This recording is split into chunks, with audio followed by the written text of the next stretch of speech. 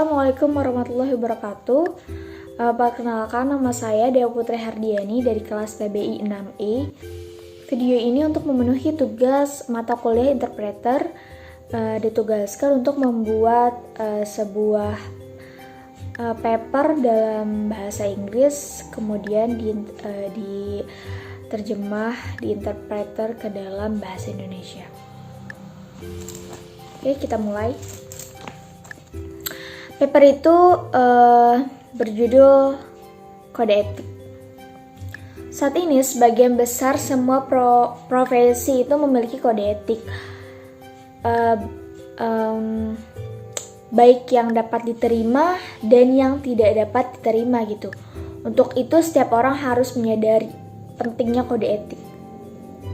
Kemudian setiap penerjemah atau interpreter itu harus menguasai situasi di mana cara menyampaikan kode etik rahasia kepada klien tersebut. Kemudian dalam paper tersebut ada sejumlah organisasi di berbagai negara yang menyusun pedoman kode etik untuk seorang penerjemah atau interpreter.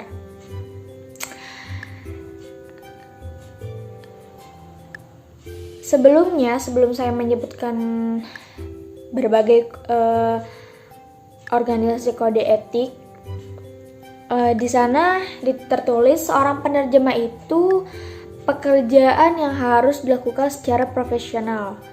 Nah, bagaimana seseorang interpreter menghadapi situasi wawancaranya, terus juga harus pintar dalam menerapkan aturan-aturan dasar. Bahkan katanya seringkali penerjemah ini memutuskan giliran siapa yang harus berbicara terlebih dahulu gitu. Nah, berikut berbagai kode etik untuk seorang penerjemah atau interpreter dari beberapa organisasi. Yang pertama itu ada the AIIC Professional Guidelines for Conference Interpreters. Yang kedua ada the American Association of Language Specialists. Yang ketiga ada the National Register for Public Service Interpreters. Yang keempat ada the Vancouver Healthcare Interpreter Standards of Practice. Dan yang terakhir ada Code of Ethics of the Registry of Interpreters for the Deaf in the United States.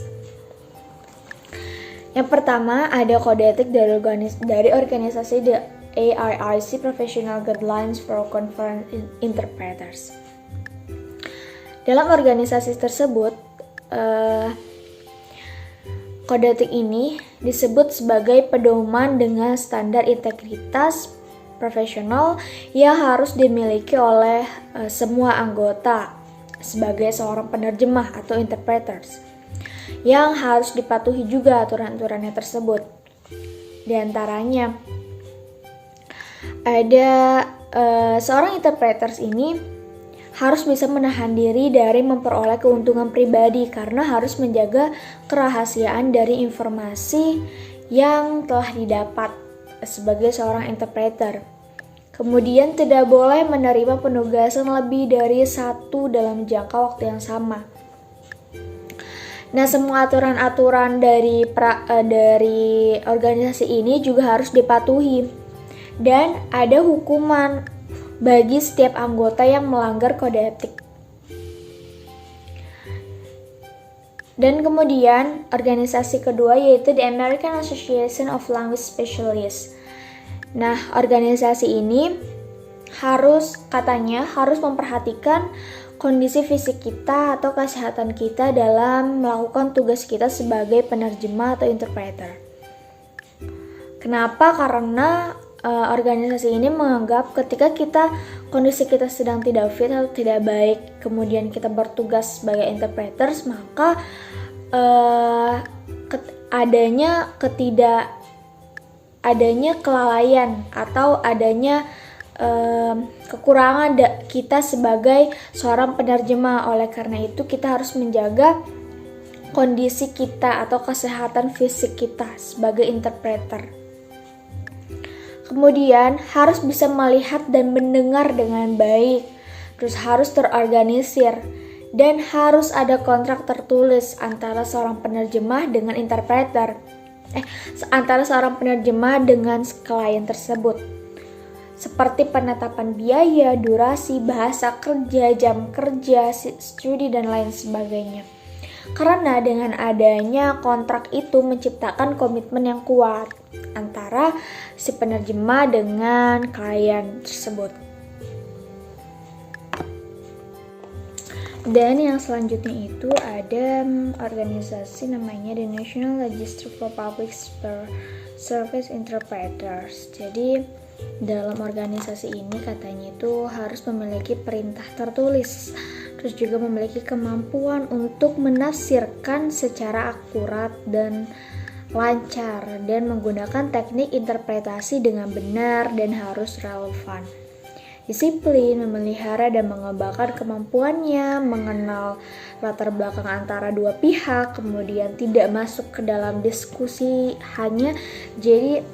dan juga tidak melakukan diskriminasi, dan juga menghormati kerahasiaannya klien.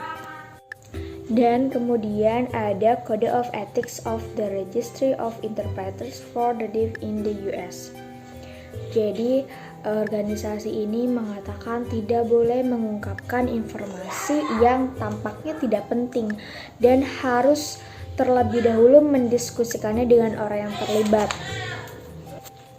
Dan juga sebagai seorang translator harus menyampaikan pesan dengan baik, benar, semangat, dan setia gitu, dan perkataannya itu harus dengan mudah dipahami juga.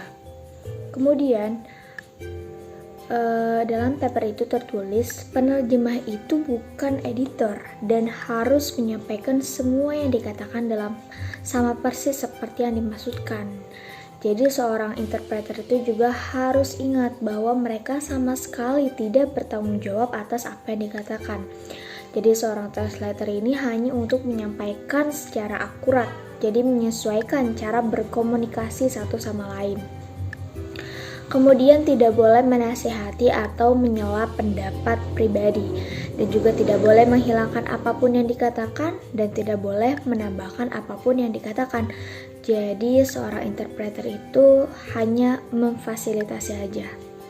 Kemudian juga seorang interpreter itu harus bijaksana. Jadi harus dan hanya boleh menerima tugas yang sesuai dengan kualifikasi seorang interpreter saja gitu. Jadi jangan memaksakan gitu. Karena kalau kita memaksakan itu akan timbul rasa ketidaknyamanan sebagai seorang penerjemah. Kemudian tidak boleh mempengaruhi atau ketidakterpihakan. Jadi harus profesional gitu, walaupun misalnya kita sedang menginterpretasi keluarga kita atau teman dekat kita. Jadi harus profesional.